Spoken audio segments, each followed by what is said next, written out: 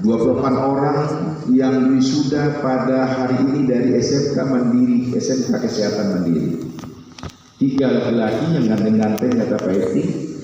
Kemudian 25 orang itu yang cantik-cantik.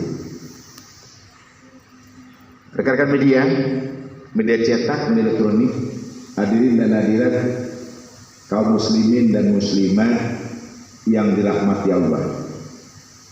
Mohon maaf dari statistik juga hadir. Bapak setelah Pak Eti dari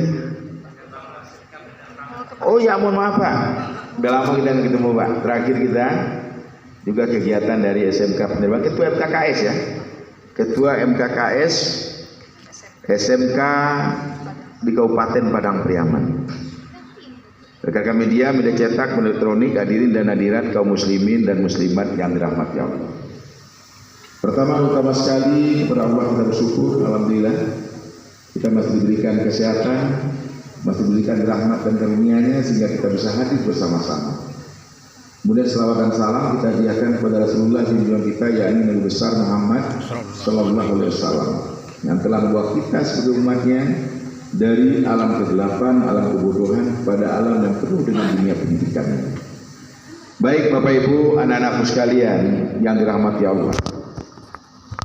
Sebelum saya menyampaikan beberapa hal terkait dengan wisuda kita pada hari ini, pertama secara pribadi dan secara pemerintahan, saya menyampaikan mohon maaf pada semua pihak karena acara kita selesai jam 10, saya bisa hadir masuk udah lewat jam 11. Ini tidak disengaja, tidak ditunda-tunda, tapi karena ada gelombang kegiatan, 6 kegiatan sebelumnya yang harus kita hadapi, kita selesaikan, menjawab juga bagian-bagian permasalahan yang diakunkan, sehingga kita bisa baru hadir bergabung dengan Bapak Ibu dan anak-anak sekalian pada lewat jam 11 lebih sedikit. Kemudian yang kedua, tentu atas nama pemerintah daerah, saya mewakili seluruh lapisan masyarakat Padang Pariaman, kita mengucapkan selamat kepada wisudawan wisudawati dari SMK Kesehatan Mandiri yang alhamdulillah 28 orang itu sudah resmi dinyatakan lulus dan diserahkan nanti ke DPC papinya yang nanti bisa untuk melanjutkan apakah masuk dunia usaha ataupun melanjutkan ke pendidikan yang lebih tinggi. Kemudian Bapak Ibu yang saya hormati, tadi saya diskusi dengan ketua yayasan. Ini SMK kesehatannya fokusnya di mana? Dan itu beliau bilang farmasi. Farmasi nanti ditambah 3 lagi jurusan. 3 jurusan lagi sehingga nanti SMK Mandiri Kesehatan itu menjadi 4 jurusan. Bapak Ibu anak-anak sekalian, kalau kita bicara farmasi itu jelas bukan bahasa kita. Farmasi itu kalau kita lihat dari bahasanya, hurufnya, abjadnya, itu berdasarkan dari bahasa asalnya adalah farmakon. Farmakon itu jelas, itu kon itu biasanya dari Yunani, yang berasal dari bahasa Yunani. Kalau disimpulkan, maknanya artinya adalah farmasi atau farmakon itu adalah ahli, orang yang ahli meramu obat-obatan, orang yang bisa melakukan penelitian segala macam rempah-rempah yang bisa menjadi obat-obatan atau bentuk-bentuk lain. Kemudian tentu kita juga berterima kasih kepada orang-orang yang telah berjasa zaman sebelum Masehi atau sesudah Masehi yang bisa melahirkan ahli-ahli farmasi, yang bisa melahirkan orang-orang hebat di bidang pengobatan. Kalau kita lihat dari nama pertama ada namanya, saya pernah baca Paracelsus. Itu namanya juga Yunani semua, kental Yunani semua. Ahli farmasi. Kemudian juga bapak kedokterannya yang pakai Krates, Hippokrates. Jadi oleh sebab itu tentu kita kembali ke kata dasarnya farmasi.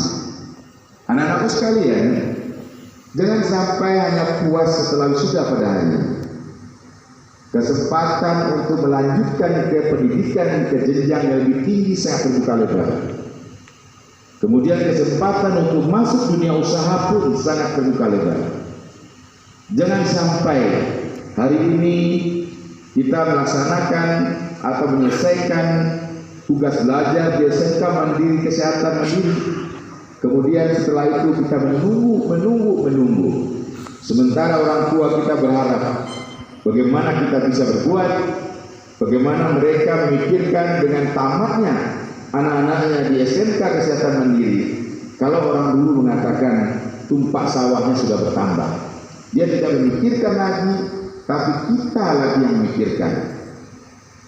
SMK kejuruan, SMK itu jelas kejuruan, dia mempunyai keahlian.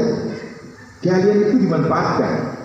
Jangan hanya secara teori dipelajari di sekolah, kemudian secara prakteknya tidak mau untuk memegang. Kalau bicara farmasi, pasti larinya adalah ke apotik. Kalau larinya ke apotik, farmasi juga larinya adalah ke pabrik obat. Kemudian juga bisa ke klinik, bisa juga ke rumah sakit atau segala macam. Yang penting, yang perlu kita pahami adalah kita jangan hanya mendapatkan ijazah hari ini, kemudian meletakkannya di lemari, kita berharap menjadi pegawai negeri. Itu yang banyak sekarang. Bapak Ibu orang tua dari anak-anak sekalian, ini juga perlu berikan pemahaman bagi anak-anak kita. Jangan berharap tamat SMK harus jadi pegawai negeri. Peluang pegawai negeri itu sangat kecil sekali sekarang. Jangankan pegawai negeri, untuk swakelola saja sekarang dibatasi. Tahun 2023 Menpan RB sudah mengatakan bahwa seluruh pegawai swakelola yang ada itu harus ditiadakan di tahun 2023. Oleh sebab itu, tentu harapan kita kepada semua orang tua murid, termasuk anak-anak sekalian yang menamatkan tahun ini, bagaimana bisa berbuat. Lingkungan kita itu bisa kita lakukan menjadi sebuah pekerjaan. Jangan apa yang disampaikan Pak Eki tadi, setelah menamatkan bertambah unemployment, pengangguran tak ketara. Kita sarjana, kita tamat SMK, tapi kerjanya hanya sifatnya menunggu, kemudian juga mengharapkan menjadi seorang pegawai negeri.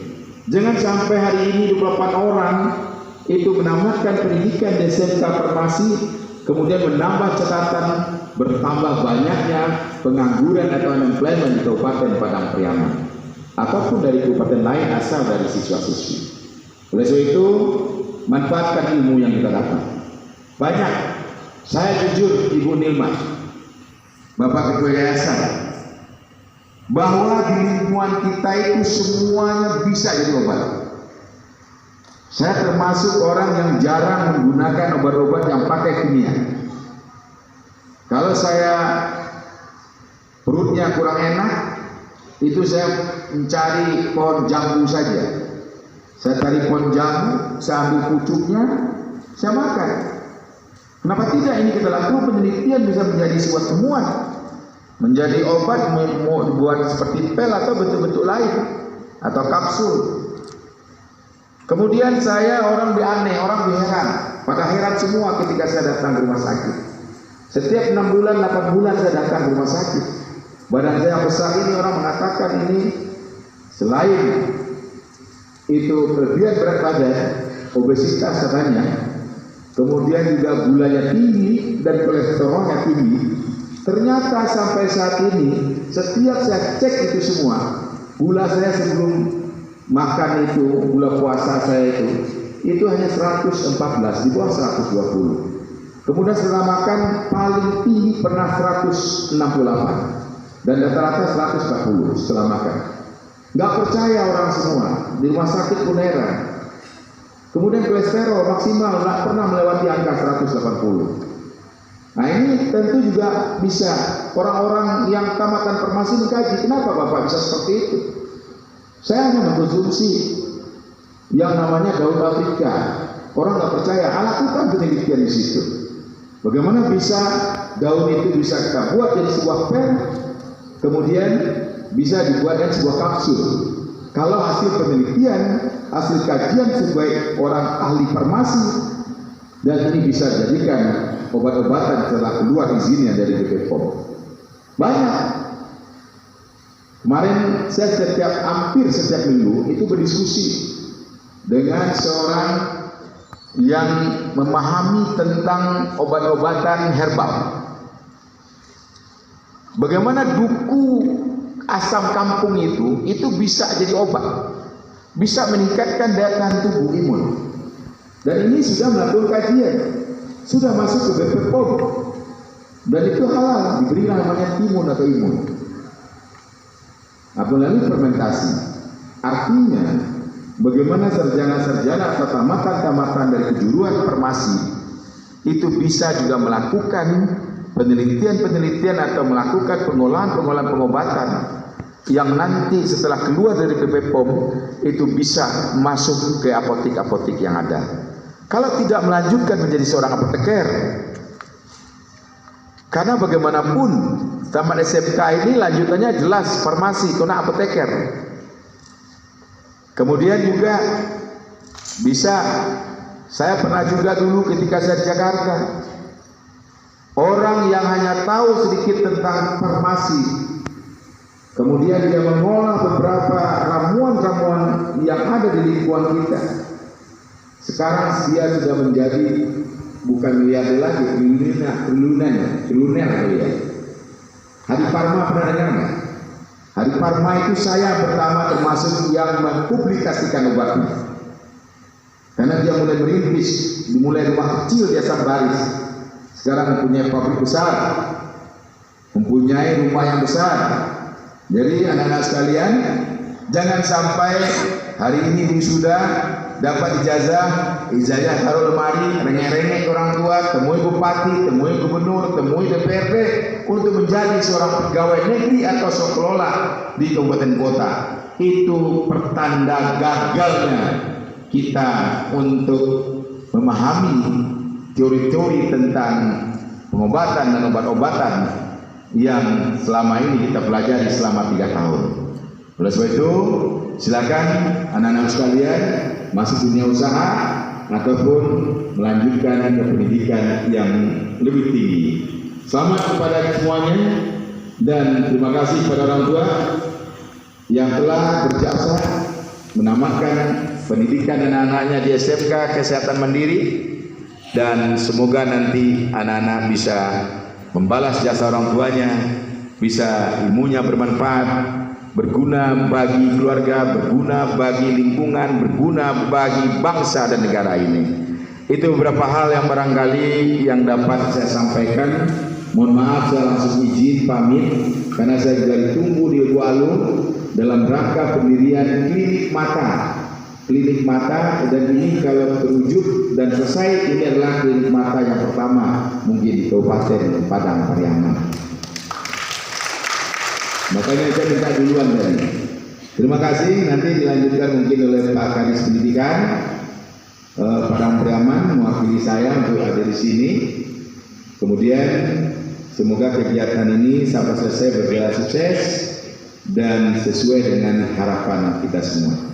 Semoga apa yang kita laksanakan dan kita rencanakan, kita doakan pada hari ini, doa kita dijawab Allah, kegiatan kita itu diridhoi oleh Allah Subhanahu wa taala. Amin. Terima kasih atas perhatian. Mohon maaf atas segala kekurangan. Saya akhiri, bila billahi taufiq khairat, walal muwaffiq ila aqwamit thoriq. Wassalamualaikum warahmatullahi wabarakatuh.